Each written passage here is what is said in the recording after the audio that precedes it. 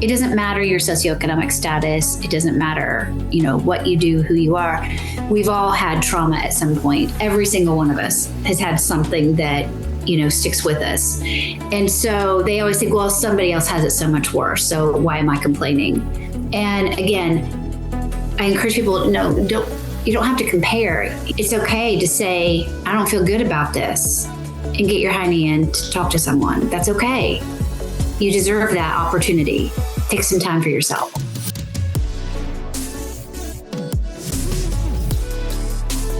I'm attorney Dave Craig, managing partner and one of the founders of the law firm of Craig, Kelley Faultless. I've represented people who have been seriously injured or who have had a family member killed in a semi or other big truck wreck for over 30 years. Following the wreck, their lives are chaos. Often they don't even know enough about the process to ask the right questions. It is my goal to empower you by providing you with the information you need to protect yourself and your family. In each and every episode, I will interview top experts and professionals that are involved in truck wreck cases. This is After the Crash. Oh, welcome, ladies and gentlemen, to another episode of After the Crash. This is David Craig, your host, and today we have Tina Ellsbury as our guest. Tina is a licensed clinical social worker. That means that she's got a master's degree in social work, plus she got the licensing in order to be a clinical licensed psychologist or social worker. She had to go through the state program, get licensed, and that enables her to diagnose and treat patients on her own. It's not an easy process, and not every social worker is a clinical licensed social worker. So, Tina, welcome to the podcast. Thank you for having me, David. And Tina is one of the more fascinating guests that we've ever had. So occasionally we have treaters or doctors or folks that are on the podcast that are the type of people who work with our clients after a traumatic event.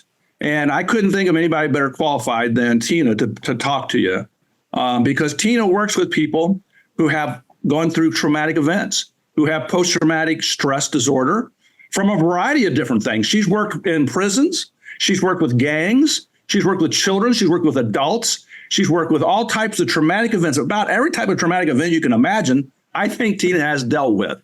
And that gives her a unique perspective.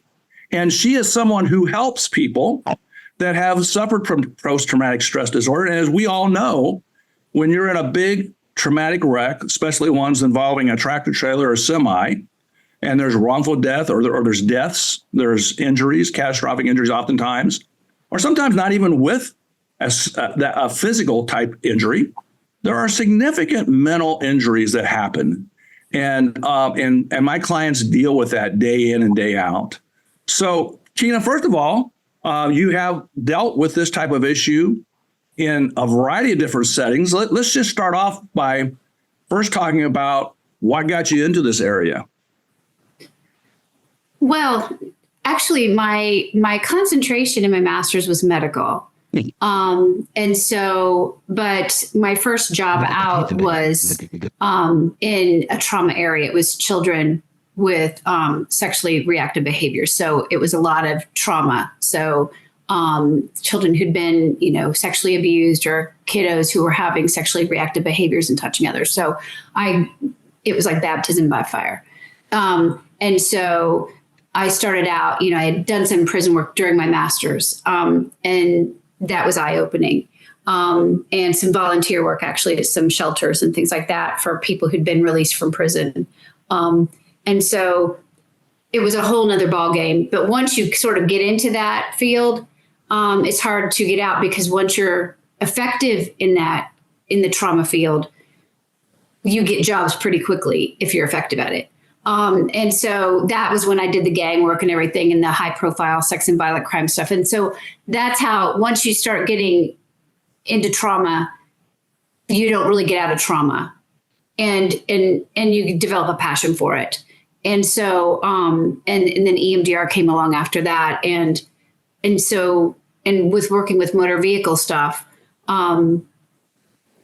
everything from motor vehicle, from soldiers having IED explosions with, you're having, there are motor vehicles there, to people here stateside having motor vehicle accidents. So it's there are a lot of varieties there that we talk about. Well, and I think it's important for people to understand that. I think you said one key thing that I really focused on was that you're passionate about it.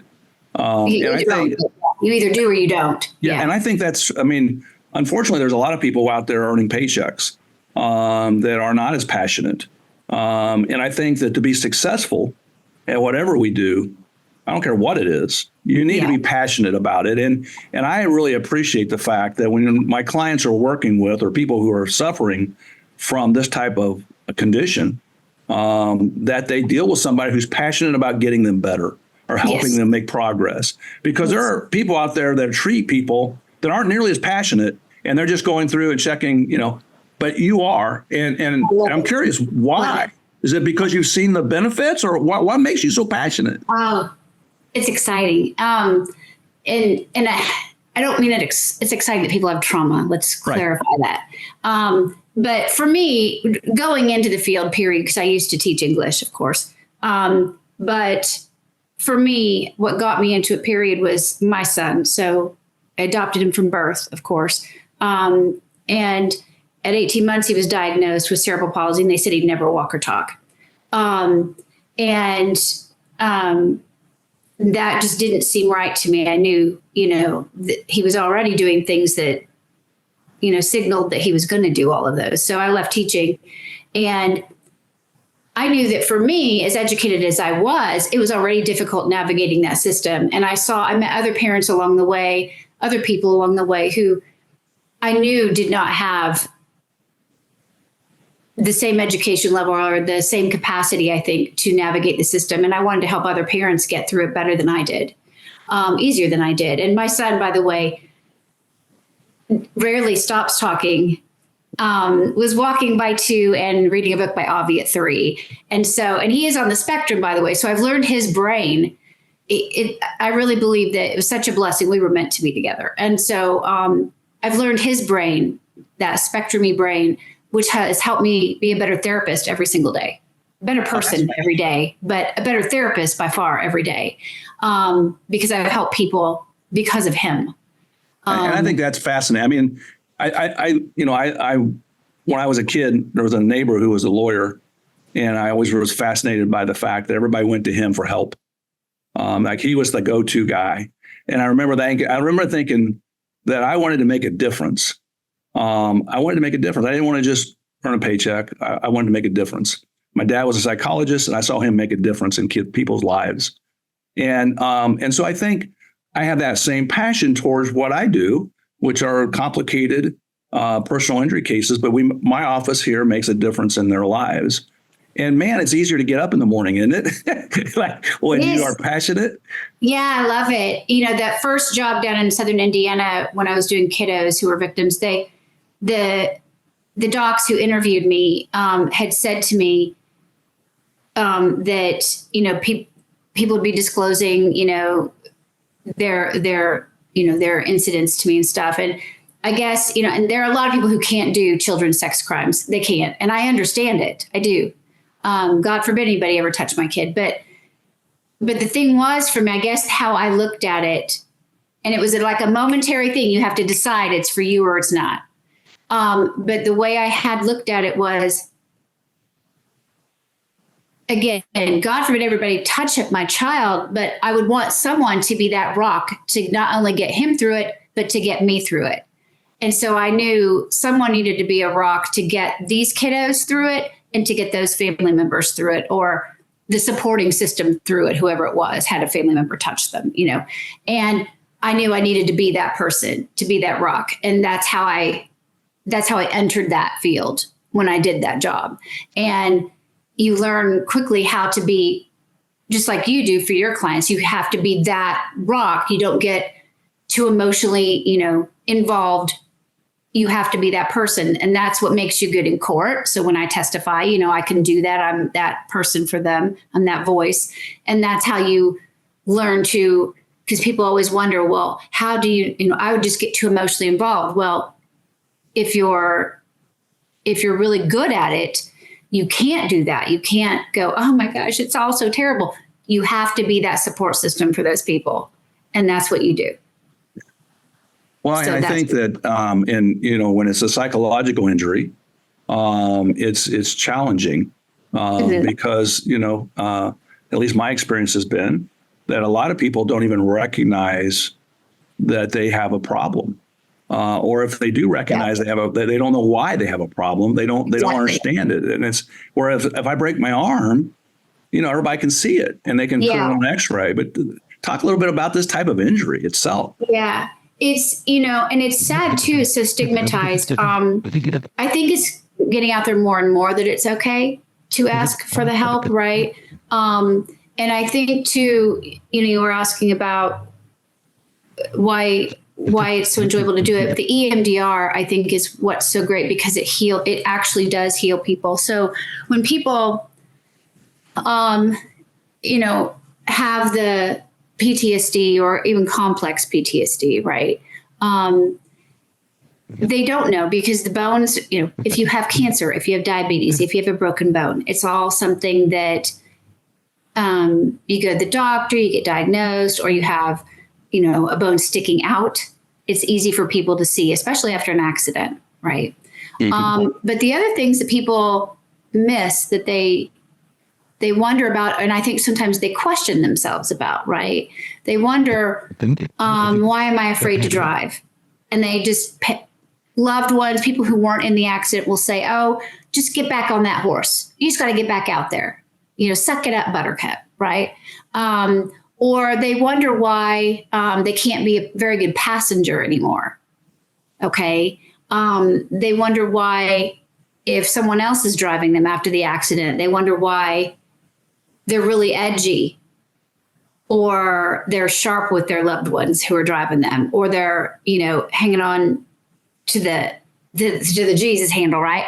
Or to the door and gripping it and sweating, and they may not remember the entire ride, right? Because they just almost blank out a little bit.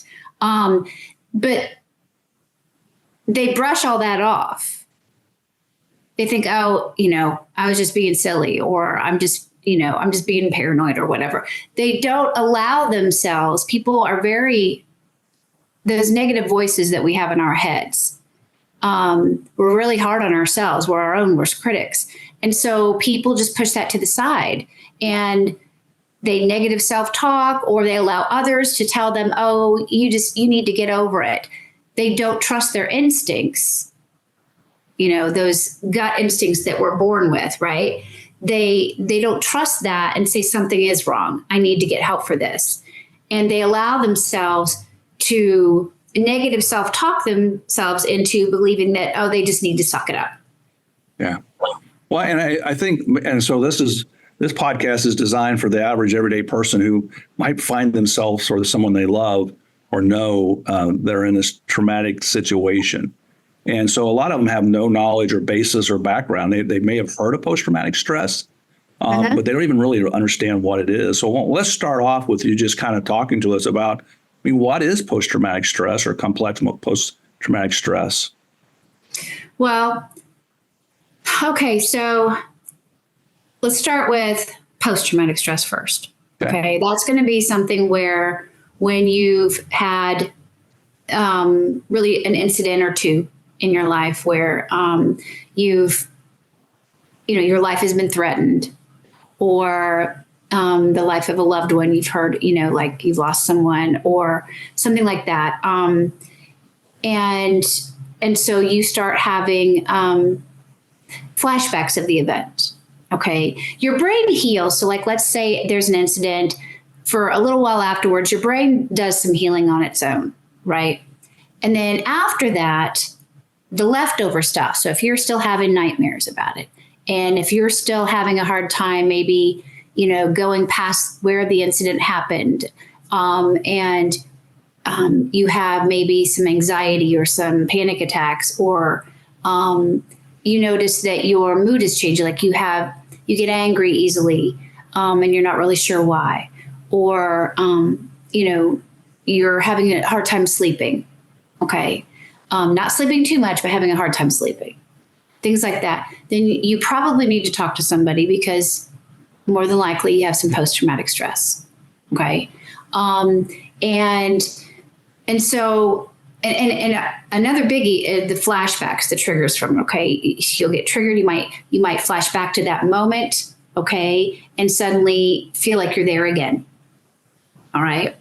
Complex PTSD is, okay. So it's real. First of all, let me go there. But it's an ICD-11 code, right? So it'll be coming down the pipeline. It's not in the DSM-5 yet, but it's a code in the ICD-11. We're working on the ICD-10 codes right now. But what it is it's where if you've had a lot of childhood trauma, okay, or military, or if you've been held like hostage for a while, something like that, any ritual abuse, things like that, then odds are you've got complex PTSD. Okay. So if somebody's had complex PTSD, or if they've had childhood trauma and then they're in an accident, let's say they don't remember a lot of the complex or a lot of the childhood trauma, and they're going along functioning somewhat, and then they have a vehicle accident, right? Boom, it's all going to come out. All right. It might be like the final straw. And so they're going to have not only the MVA stuff, but they're going to have all of that other stuff come flooding out. It'll be like the last thing that their brain could hold, because trauma is stored. Can I get my brain and show it? Okay. All right. So I got to show my brain. So this is your brain. Okay. All the colored part up here is your cognitive part that, has the filters that, we try to use so we don't insult people all the time or just say whatever we're thinking, right? The limbic system down here, this green part here, is where your amygdala is. Okay. You've got emotional, like you got hunger, there are pain sensors down here, all of that. So like probably some emotional eating and stuff like that. But this is your amygdala. This is your fight or flight. And this is where trauma is stored. Okay. And it's stored from, birth on. All right. So it's down there holding stuff. And so, and we don't really have access to speech there. Okay. So it's just in there and they're stored. That's why with EMDR, we go in and we get it with we go in with like an image or a smell or a sound or a feeling, right? But they're stored in there in these moments. Like somebody might go in with fear. We might go in with fear to get something, or from accidents, we'll go in with this image of like, say, a running motor, somebody who's been stuck in an accident, if like a semi hits them or whatever, and they've got the sound of that motor, or if a white truck hits them, we can go in with that white, we'll pull up the white truck and we can get them back to that, things like that. And we can get that stuff out. So is it fair to say that somebody has complex post-traumatic stress disorder, they may be functioning at some level. Yeah. And then they have a traumatic event, and these folks are easier to hurt and harder to fix. It's more complicated. Yes. Because is that true? Yes, it is. And we're not fixing, by the way. Let's use heal. Okay. Sorry. And I appreciate that. That's a great. Yeah. So we're not fixing people. Something's wrong with them. You're helping them heal. And become be able to function easier in society and their personal lives, making life and just to be healthier, make healthier choices, because once I look at it as everyone has a baseline, right? An intended baseline. And once you have a traumatic event, you fall a little bit below your baseline. And every time, and so you'll have reactive behaviors because of that trauma. Reactive behaviors meaning you make choices based upon these reactive behaviors, right? That are below your baseline. Imagine that. So then every time you have a traumatic event, you have more reactive behaviors, meaning you might make more choices based upon those. So like, let's say, you have a lot of anxiety, so now you won't fly or you won't do whatever, right? So you're making different choices.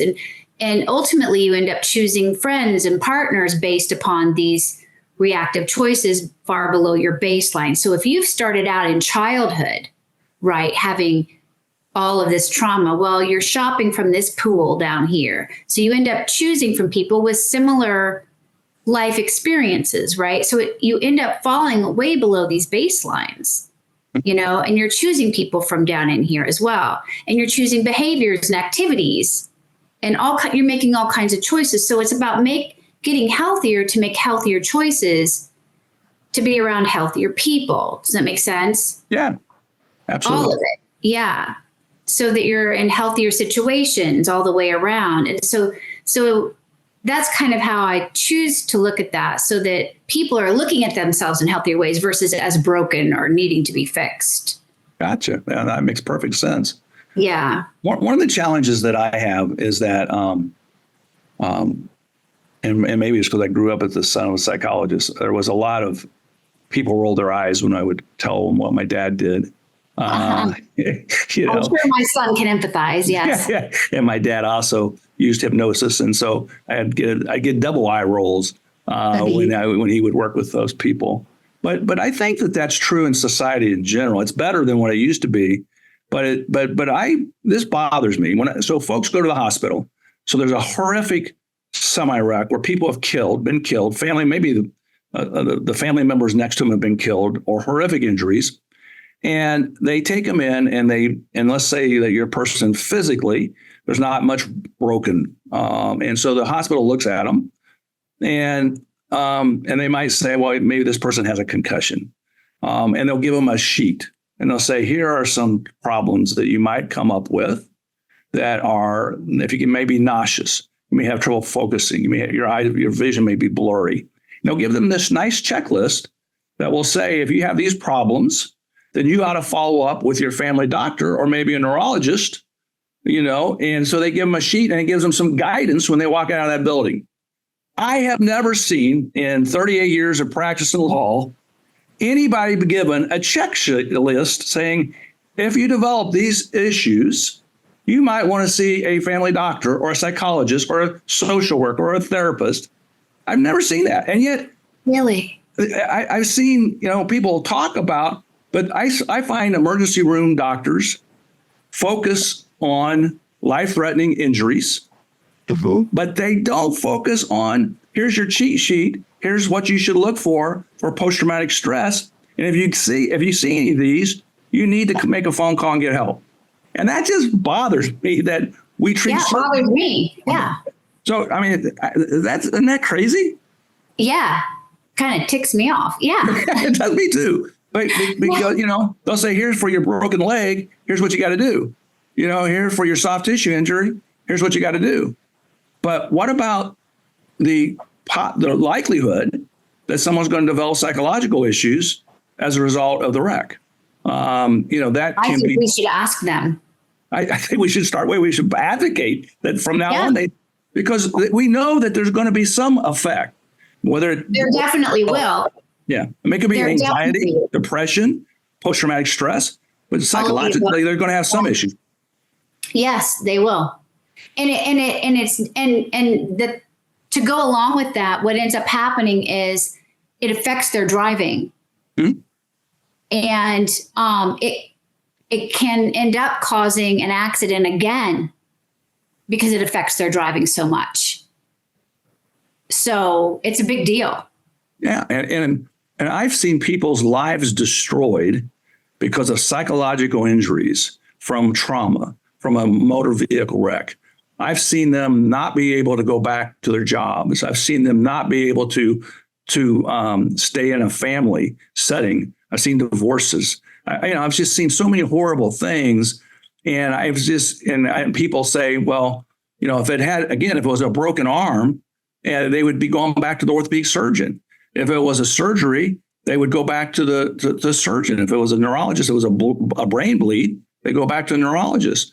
But because they get very little guidance, and I've even seen neurologists who with brain injury say, "Oh, don't worry, just shake it off. You'll be back. You'll be okay." The old school. But I see family doctors sometimes look at the psychological issues, and family doctors are great. We all have a purpose. General practitioner lawyers have a purpose, but I narrow my practice down to a specific area. And there are people like you who narrow your area down to a specific area. And so when, and if somebody came to me and said, Dave, how do I do a will? I would say, look, I'm the wrong guy. And I would say, you need to consult with somebody. General practitioners sometimes don't do that on psychological injuries. Sometimes they give medication, but they don't get them help. Do you see that ever in your practice? I do. It doesn't bother you as much as it does me. It does. I get pretty fiery. Yes, I do. I take good care of my clients. Yes. So I strongly encourage. I can't tell people what to do. I strongly encourage, because I don't want to be a smarty pants.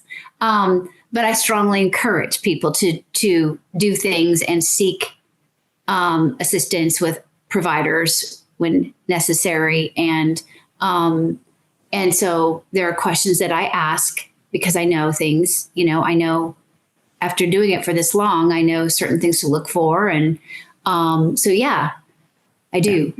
I wouldn't ask you to do my heart surgery. No, I would and not. So, and so people shouldn't ask me to do a divorce. That's but right. On the other hand, I'm extraordinarily good. Yeah. I'm extraordinarily good at truck wrecks. Board certified. I've got experience. I have years of knowledge, expertise, and the resources to handle those cases. Same way with a psychological injury. Ladies and gentlemen, if you're listening to this and you have any question about whether you have a psychological injury or not, you need to talk to somebody who specifically treats psychological conditions, not just anybody. Yes. I encourage anybody I talk with, my clients as well. I teach them, if they say they've got a friend or whatever, and if I don't have space or whatever, I'm like, or if they've got a loved one in another state, they'll have me help them look through therapists. They say, will you help us find one? Because I am very picky about what to look for. You have to have somebody who specializes in trauma, because you don't, God bless all the therapists, right? But there'll be people out there who say, well, I do this, and some trauma. I do just trauma, right? It's not that I can't do other things, right? I learned all these things, but it's like, I don't do addictions. I love the people who do addictions, and they just do addictions, right? Because they specialize in that. That's not my thing, right? But, I do trauma. And so you want somebody who does trauma if you are seeking trauma help. So it's a thing where, because those people will specialize then and they will know it really well. And that's what you need if you need help with trauma. If you have anxiety, there are people out there who could do anxiety, right? But if it's trauma that you've got, then you really need somebody who's really good at it, because trauma is a heavy duty one. There's a lot that comes with it, because there's dissociation that goes with it. If you're missing time somewhere, it takes somebody who is talented in trauma to help you with that. Because it's dangerous for people who don't know it to risk opening some of that up and then not being able to do anything with it. Well, and I think that leads us nicely into the next segue, which is there are different ways to treat trauma. Yes. There's different ways that folks, and most of us probably who watch television or whatever, we're used to therapy sessions where people walk in and they talk about things, and the therapist listens and asks lots of questions. There's other ways to treat trauma and post-traumatic stress disorder, and the EMDR is one method that you use. And I think, folks, it's important for people to understand this is a scientifically proven method that's been approved and has the studies and the peer reviews behind it. But I don't know that many people know what it is or understand it or why it's effective. So maybe you can first just start off by telling us, what is it? Yeah, it's evidence-based. It's allowed in court. So otherwise I wouldn't be using it. But it was developed by Francine Shapiro. And so it's bilateral stimulation. It's eye movement, desensitization, reprocessing. And you're awake the whole time. So people always ask, will I be under? Will I be aware of what I'm doing? I always joke, oh, you might ride a goat, but you will not. But yeah, it's your brain doing all of the work. And that's the big deal. That's the beautiful part of it, is your brain is doing all of the work. The eye movements, I don't use eye movements if people have a history of seizures or serious traumatic brain injuries, right? But most people do really well with the eye movements. I can use just handheld tappers if, they have the other stuff, but I use sound with it and the eye movements. And for me, I like the platform that I think you've even seen in the other presentation I did, but I like the eye zone. I've been trained in eye zone movements. So rather than just the light bar where it goes back and forth, and believe it or not, long ago, before I had the light bar doing it for me or the platform I have now, I had to use my hands and do this back and forth all day, every day, which is why I have some back issues now. But now I've advanced and I have this platform that electronically does it for me so that the balls move up and down, side to side in an infinity motion. So I can, because you get different feelings, I can elicit different feelings from different parts of the brain when I'm doing this. And so it's fascinating. My clients love it. And we go in again with the feeling, and I clean out sort of all the cobwebs so that nothing's left, so that you don't have any triggers left in there. So we, and it goes pretty quickly. It's like waves in the ocean. Your feelings sort of come and go. And it reduces the vividness and the emotionality associated with the traumas. And we reduce your disturbance levels. And so I guess, let me use an example. So I had a lady with, who during a vehicle accident, someone had been ejected from a vehicle and was in the road yelling. And the sound of that person in the road was very disturbing for my client. And so we did so at the beginning, the disturbance level was 10, like we go 10 out of 10, but most of the time it's a 10 plus out of 10 for clients, right? But by the end, it was a 0 out of 10. She couldn't pull that sound up anymore, that person screaming. And so she knows, so cognitively, she knows that this occurred, but she can no longer pull it up in her brain. Does that make sense? Mm-hmm. It's gone. And she'll never be able to pull it up again. So that way it's not triggering her, it's not disturbing her, and it's no more of an issue for her than having lunch with her husband. Does that make sense? It's just another dot on her timeline in her memory. That's how it works. So, and do you do that in combination with traditional type therapy where you're talking, or do you just use the EMDR alone, just where you talked about the movement, or do you combine that with traditional therapy, counseling type therapy?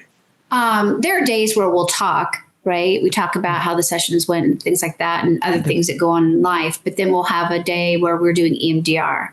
And a lot of times what will happen is, like when we're doing the eye movements, we'll pause and I'll, say, well, what'd you notice? And for my clients, what we do is a lot of times I'll have them they'll tell me what they noticed, and I will sort of reframe some things for them so they can notice things in a different way to kind of help them along and clear it out so that they don't get stuck. And the reason I ask is that some people are hesitant to do that. What they envision is going in and having this breakdown session where they're counseling and they're talking about it and they're going back through history. And so some people are just resistant to that. And that's more, healing through the counseling, the talking process. But my understanding is that the EMDR, I think you even said, it kind of lets the brain heal. The brain does the work. The brain does it. Yeah, like that thing right there where that girl had been dying in the road. We did not only that one, but another part of that accident. We did 2 or 3 parts of the accident in 1 hour session and got rid of them. That's fantastic. It's amazing. And I think the next thing is so I mean, based on your experience, first of all, how long is a session? And then how many sessions, do you have to go through to help you deal with the trauma? Well, it depends on the trauma, right? Okay. And the person, how ready they are. So, we break each part down. So, if it's a one-time trauma, it may only take a few sessions, especially if the person is really ready.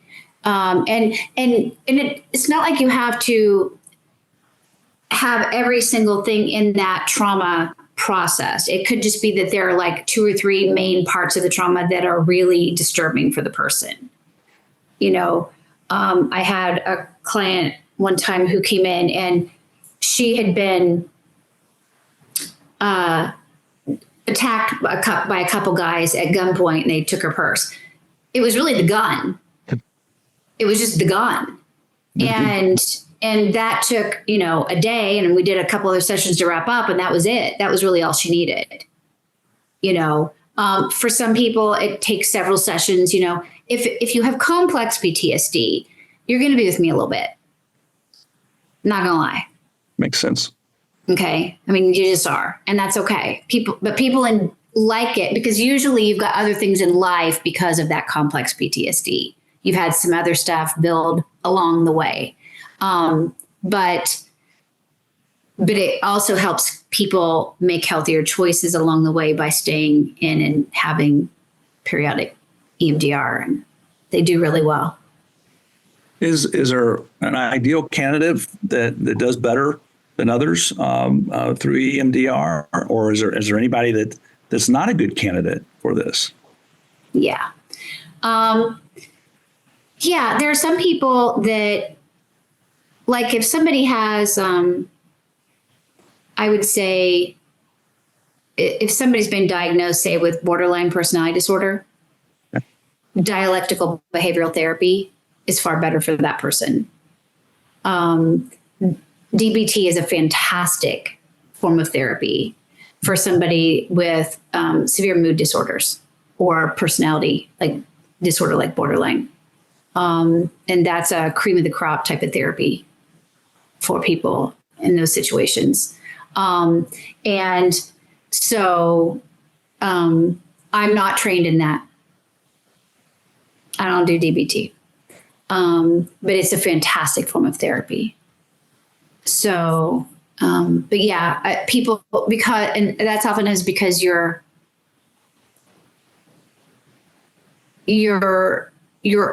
core personality is is kind of off center a little bit. And so trying to do EMDR, is a little more difficult.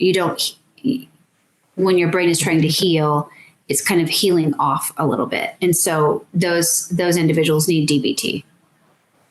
So the EMDR, do you find that the majority of people that don't have what you just talked about, that have post-traumatic stress, benefit from the EMDR treatment?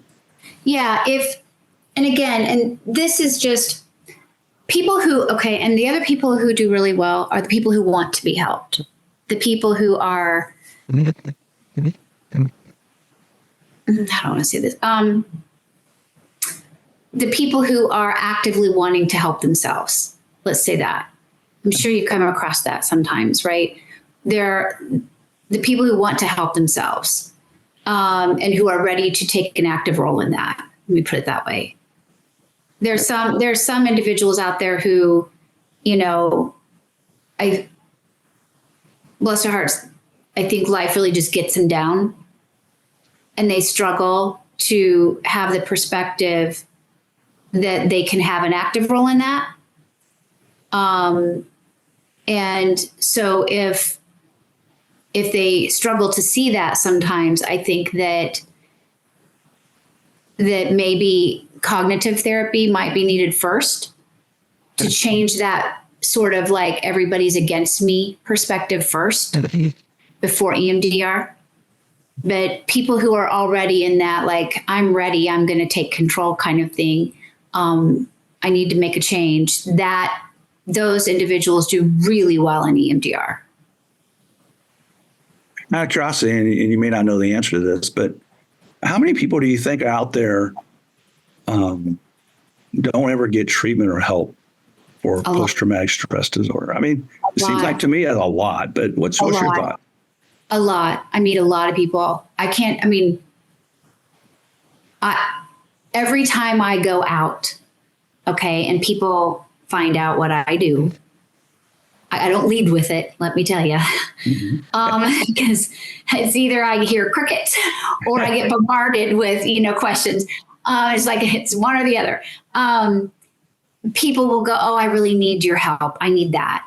And they're not getting it currently.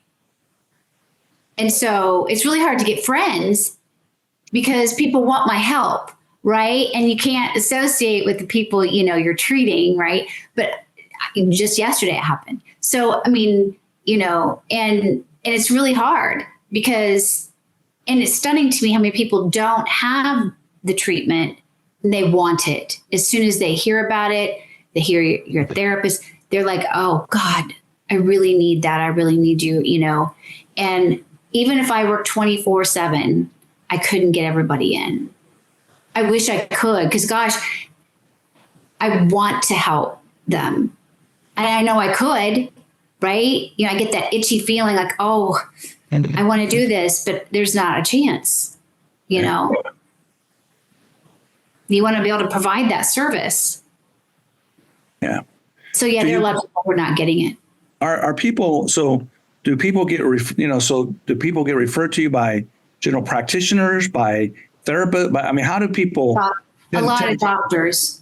Okay. Yeah, I used to work at Community, and so a lot of doctors from there still refer to me. Okay. Yeah, and from other hospitals as well. Siemens. I get a lot of referrals from places, but I have some solid standbys at Community because for a while at Community, I was the only one who doing EMDR, and so they. At that time, they were giving me 90-minute sessions with patients. But it just became so overwhelming. And so that's when I decided to leave and do private practice. I went into a group private practice at that time. And then they had to end up getting a bunch of people trained in EMDR there. And so, but the doc still used me because I'm seasoned. I took my patients with me. And so I'm thankful that they still refer. I just can't get everybody in. So, to be a licensed social worker, you obviously had to go get a degree. You had to practice a certain number of hours under supervision and all that. But that's not EMDR. That's just to be a licensed social worker, clinical social worker. So, how much training? What kind of training did you have to go through to learn the EMDR and effectively use it?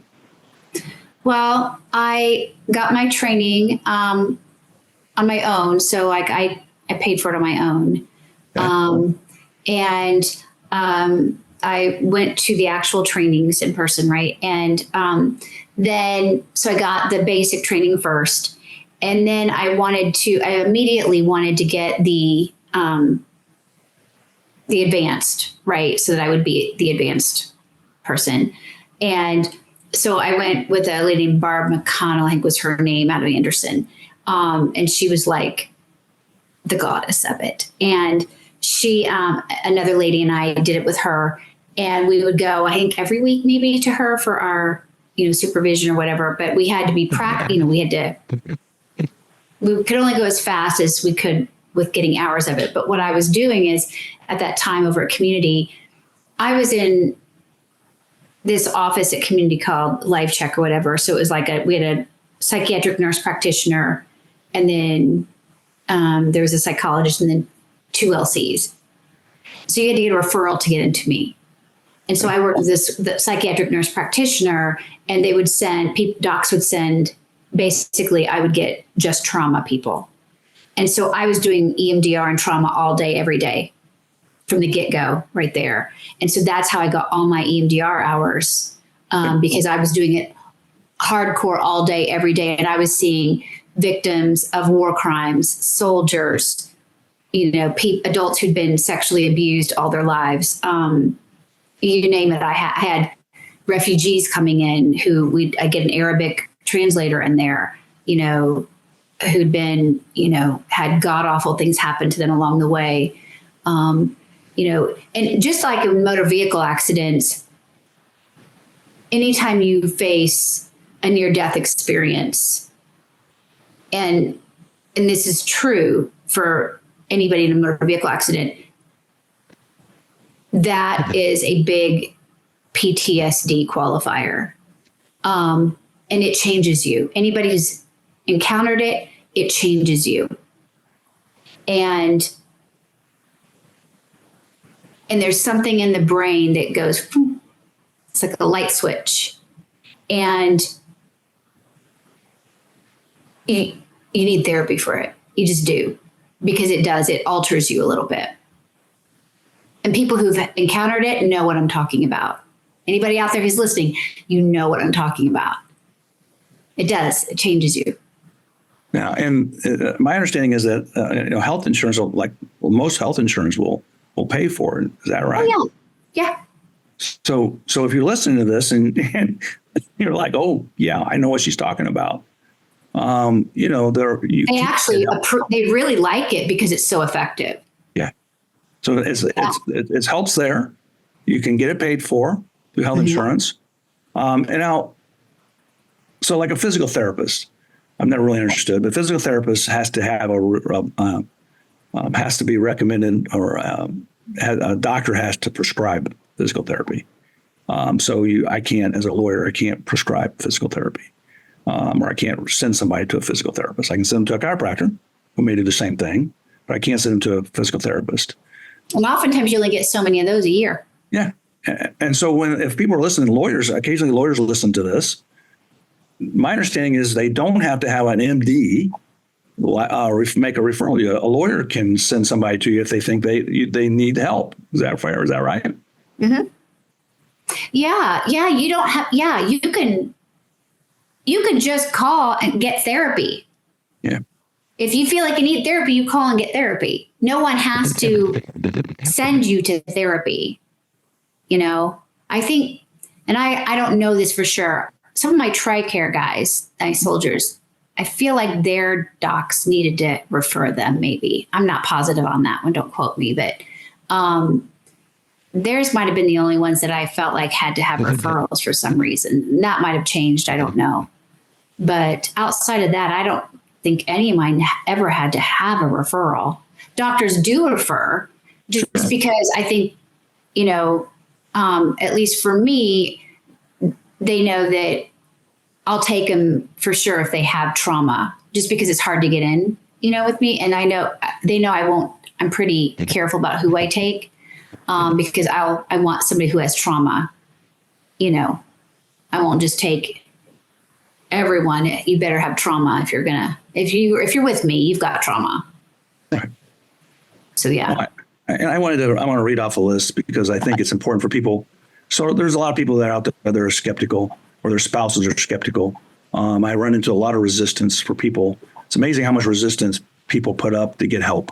Men and women, just so we're clear, lots of men and women. I don't believe me, it's both. So many spouses, a spouse, you may have my wife and I, we watch Pooh Bear and our grandkids and our kids. And so my wife says that I'm Tigger. I'm Tigger too. And she's Eeyore, and so, but every household has somebody who's like, well, wait a minute, I need to check this out. And so I want people to understand that EMDR is approved. It is verified. It's been tested. They have MRIs that show before and after. Yeah. Of brains before and after with EMDR. And they talk about that EMDR, that trauma, because it can be neurological as well as psychological, right? Because it actually alters the size of your amygdala. And because it's rewiring your brain, that's where it comes into the, it's very much physiological. I mean, it's it's neurological in there, and it alters your brain, right? It alters the chemistry and the way your brain is wired. And so it's not just a mental health disorder as much as it's neurological as well. And so with EMDR, actually, it rewires your brain. So it's very scientific, which is why I like it, right? There's cause and effect, and then I can go in and help with that. And so there's a lot of strength in going and getting help and improving your quality of life with it. So, yeah. Yeah. And it's also something that's used all over the world. Yes, absolutely. Yeah. And I think that's fascinating. And so, I think that the cool thing about it is that, so this is not surgery. This isn't, you don't have to get, my clients don't like to get into the closed CT or MRIs. You don't have to get injections. You don't have to take pills. I don't touch you. And there's no touch. You can do it virtually. Yeah. And so the great thing is there's a lot of the things that people resist are not there for EMDR, and people can go get help. They can go try it. Their health insurance will pay for it. And God knows that it can make your life so much better by getting. Oh, yeah. Yeah. And so I just hope that people see this and listen to it, watch either on YouTube or listen to it on Spotify or wherever they listen to their podcasts. And they just, there's no harm in trying and getting to the right person. So if someone is interested, how do they reach out to you to potentially get help or to get a referral to someone else? I'm Healthy Mind LLC. They can contact you to get to me. They can reach me by my number. Will that be on your podcast? Yeah. Why don't you go ahead and say it, and then we'll just put it on. 317-703-9229. They can text me, that would be the easiest way. And then I can get back to them. But that's for my company, Healthy Mind LLC. Okay. So that's in my company. So yeah, and I can give them more information. There are 2 websites that I trust for them to research EMDR. So the first one is emdria.org. So it's EMDRIA.org. That's the sort of the world organization. And then there's EMDR.com. Those are the 2 trusted ones. Outside of that, no. But those are the 2. I'm a member of the organization as well for both of those. So, but those are the 2 trusted websites. Tons of information on both of those, and very trusted there. And so I think you mentioned. So I mean, how you treat folks all over Indiana, or just in central all over Indiana, all over the state. Yeah, okay. I have people all over the state. First responders, everything, all over the state. Yeah. Okay. So and so you can do this virtually as well? Yeah, my platform is virtual. I was in the office, and every time I talk about getting another office, my clients balk at me because they like the virtual. A lot of it is because EMDR, when people have trauma, or especially the motor vehicle accidents, or heavier trauma or whatever. And again, some of my clients they work in law enforcement, different things like that. And they'll work maybe in certain, in crime units or whatever, where their cases are really heavy. And when we do the EMDR, it in the very beginning, it can wear you out. It's a new way for your brain to process information. And right afterwards, you don't always just feel like driving, right? And so it's really nice for people to be at home in the comfort on your couch or in your recliner or whatever, and so that you can just sort of relax after a session. Or be out in the car on your lunch break so that you don't have to drive somewhere. And so every time I've attempted to say, do y'all want me to get in the office? Oh, no, it's okay. I'm like, okay, because I would use the same platform in person or virtually. I love the platform. But yeah, they really like it. Occasionally I've had a couple people will come in person for a longer session. They'll pay out of pocket to do an extra session or 2 or 3. They've done that. And so I don't mind that because I have an office here in the house. But yeah, they love the virtual platform. So Tina, what else would you like to talk about? So I always this is your subject matter. I just can't say enough good things about it. I know that my clients love to talk about it. My clients, if they could all be here saying, oh, my stars, do it, they would. Different quotes from some of my clients. One of my clients said, man, if I had me some Jay-Z money, I'd do this every day. That's a quote from one. My client cracked me up. My clients, they love it. I have everything from just, everyday people to CEOs to, like I said, law enforcement. I have everybody.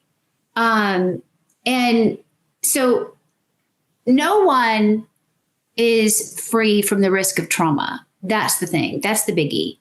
It doesn't matter your socioeconomic status. It doesn't matter, what you do, who you are. We've all had trauma at some point. Every single one of us has had something that, sticks with us. And when it's something that you can recall really clearly in your mind from years and years ago, and you're like, I can still see this happening. Well, there's probably a reason for that. It hasn't processed appropriately, and you should probably talk to somebody about it. And even if it's bullying on the playground, you have no idea how much trauma work I do with people for bullying on the playground. And it hinders them in the way they socialize with others or the way they don't socialize with others. I mean, the little things that people think of, it doesn't have to be that somebody held a knife to your throat, or that you got smashed by a couple semis. It can be all kinds of things. I think people think that they have had to go to battle overseas to have trauma. And that's such a misguided thought. And so they always think, well, somebody else has it so much worse, so why am I complaining? And again, I encourage people, you don't have to compare. Just because you're not a starving child in Ethiopia doesn't mean you don't have trauma.